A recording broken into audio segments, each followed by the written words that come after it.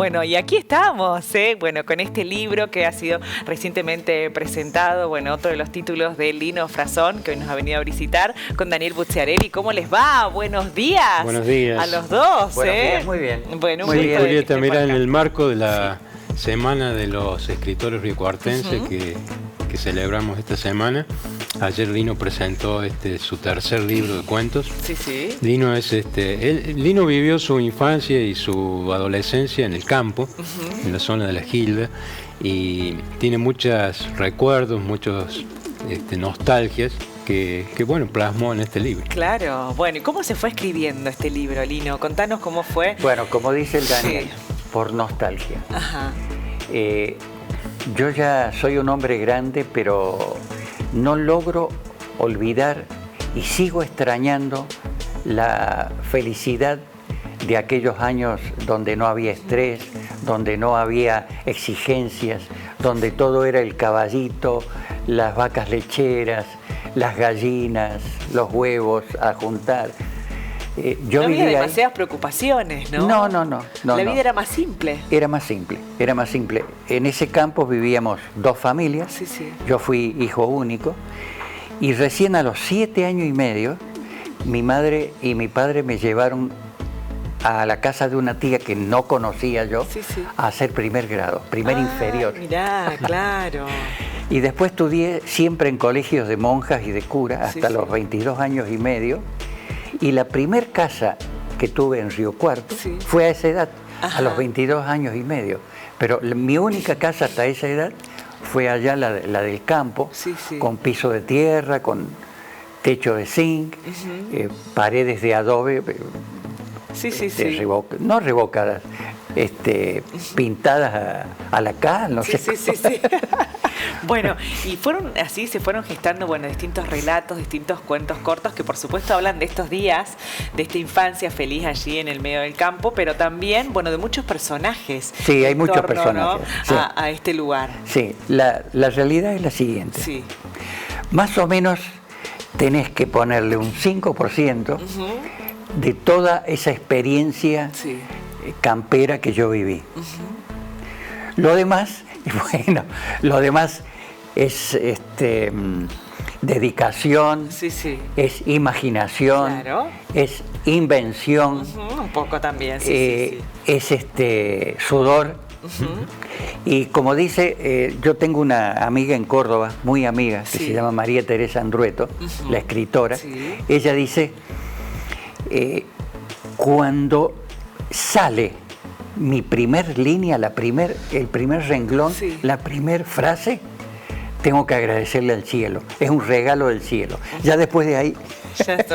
después viene lo demás, ¿no? Sí, ya sale todo. Mirá, bueno, y uno de los relatos, de los cuentos es Terra Nostra, que me contaba Lino antes de comenzar esta charla, bueno, que tiene que ver con las fiestas de antes, con las celebraciones que eran verdaderas fiestas, duraban toda la semana. Toda la semana, todo el fin de semana, empezaba todo el fin de semana, como debe ser. Sí, como debe ser.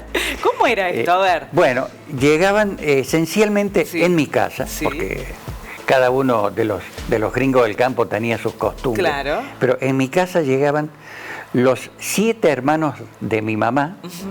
Bueno, eran 9, pero normalmente llegaban 7, que eran todas las mujeres, con sus maridos, con sus hijos, sus nietos y todo eso. Todos. Y llegaban el viernes.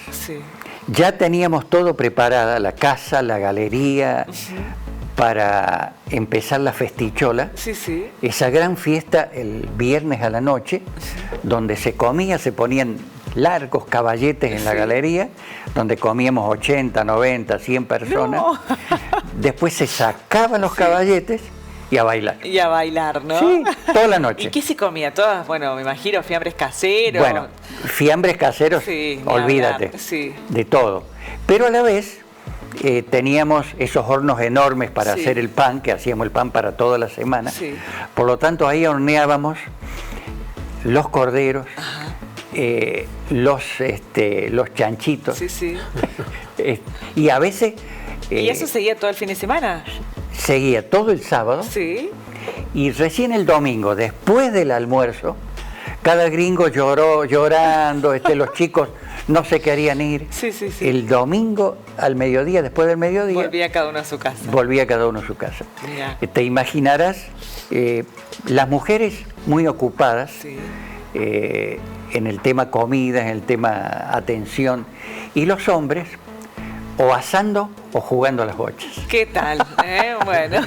Con la cervecita. Claro, bueno, un momento lleno de experiencias y compartidas. Yo me acuerdo de eso y lo volqué ahí, en Terra Nostra, y se lo hago contar a una prima mía que era mayor. Claro. Ahí no lo cuento yo, lo pongo en nombre de una prima, que ella festejaba otras cosas, festejaba que se había recibido de maestra, lo cual en el campo, en aquella zona, era todo un acontecimiento. Un gran logro, por supuesto. Bueno, todos los personajes que están aquí, presentes, ¿son reales, Lino? Algunos sí y otros ahí un poco. No me hagas esa pregunta. Es que hay muchas historias, claro. Bueno, un poco y un poco, me imagino, ¿no? Sí, son reales, porque están en mí. Muy bien. Porque los inventé yo. Pero todos esos personajes que yo inventé, los saqué un poco de la realidad. Por supuesto. Sí. Son reales porque están en mí, me encantó. Porque lo inventé yo. Claro, María Teresa Andrueto, la cito mucho a ella porque primero leo todos sus libros. Segundo, porque es una de las escritoras más prestigiosas del país. No la más leída, porque las que se leen son las de novelas románticas, pero la más prestigiosa del país, María Teresa Andrueto. Ella dice que la imaginación, la inventiva nuestra, está muy cerquita de la realidad. Claro. Es eso. O sea, no sale esto de la nada. No. Hay un punto de partida. Hay un punto de partida, pero al mismo tiempo eso me incita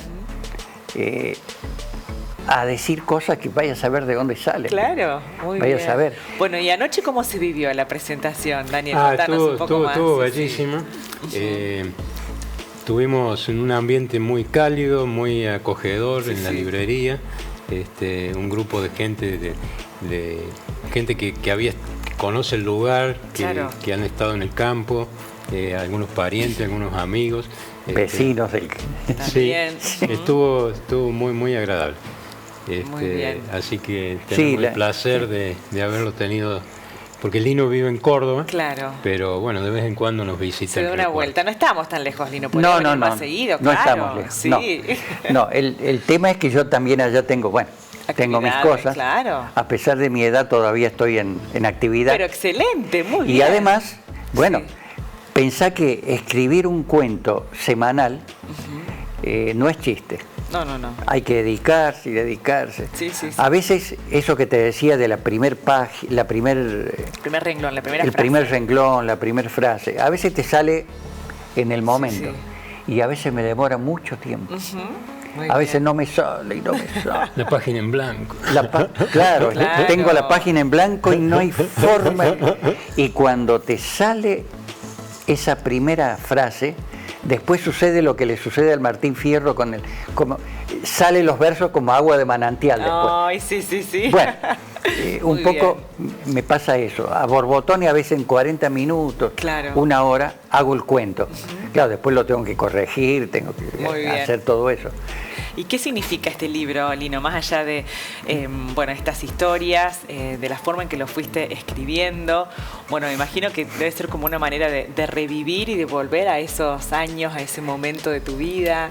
Sí, es un poco... yo todavía ahora, con mis 83 años, yo tengo una gran nostalgia de aquello que he vivido. Yo voy con el auto... y no voy mirando el camino, voy mirando las vacas, voy mirando los sembradíos. No logro deshacerme de ese amor al terruño, de ese amor al ternerito mamando de la teta de la madre. Pero que sin duda tiene que ver, más allá del contexto y del entorno y de estos elementos que fueron parte de tu paisaje, de tu infancia, con un momento de tu vida.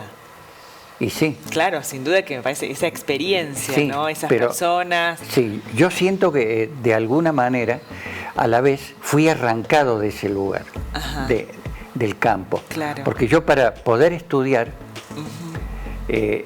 La primaria, ponele. Podría haber estudiado en un colegio que había a 3 leguas. Claro. Me vine acá a Río Cuarto. La secundaria la hice en Córdoba. Y filosofía lo hice en Córdoba. Claro. Y después recién acá en Río Cuarto hice lo último de filosofía y me puse a hacer literatura. ¿Y te hubiera gustado volver a vivir al campo? Sí. Y todavía ahora añoro. Y bueno, a lo mejor se puede, ¿o no? No, ya no.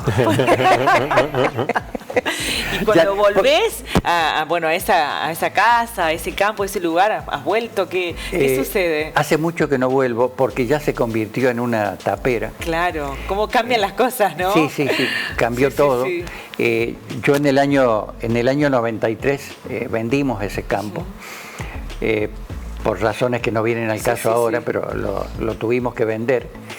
Y desde aquel entonces siento un dolor muy grande de haberme desprendido de las gallinas, de los pavitos, de darle de comer a los animales cuando en los tiempos de invierno, de mucha sequía, ir tirándole fardos a los... Bueno, ese tipo de cosas. La simpleza de la vida, ¿no? La simpleza. Y este libro me parece que es como un desquite. O sea, por razones de, si no hubiera estudiado, por razones de estudio, por razones de distancia, el campo en alguna medida me despidió, me echó. Pero yo vuelvo al campo con estos cuentos. Claro, bueno, que son parte también de tu formación y de tu educación y de todo el camino que hiciste, ¿no? Como escritor. Muy bien. Bueno, El Pulga y otros relatos camperos. Bueno, de Lino Frazón, que por supuesto lo pueden encontrar en las librerías. Muy bien. Bueno, siempre un gusto recibirte, Lino. Gracias por acompañarnos. Te agradezco. Esta mañana. Gracias, Daniel, por ser gestor de alguna manera de esta entrevista. Muchísimas gracias. Gracias a vos. Bueno, un placer. Bueno, ¿y te puedes tener redes sociales? Sí, muy bien. ¿Te encuentran así como Lino Frazón? Sí, Lino Frazón en Facebook, en Porque Instagram. me imagino que cuando leen este libro, estos relatos, bueno, hay muchas familias y muchas personas que de pronto también deben recordar sus historias. Por eso, claro, para que te escriban. Y le despierta cosas. Anoche, por ejemplo, empezamos a hablar, después que terminó la presentación. La presentación formal, empezamos a hablar del Pulga. El Pulga es un personaje real, un croto, que venía a mi casa de campo 1 o 2 veces al año. Sucio, por diosero. Eran los lincheras. Claro. Pero este Pulga tiene una historia muy especial. Y la tienen que leer, ¿viste? Bueno, yo quería no la preguntar. Esa historia muy especial está en el libro. Está en el libro, sí. Muy bien, muchas gracias, Lino. No, gracias a vos. Gracias, Daniel. Gracias. Siempre un gusto recibirte a los dos.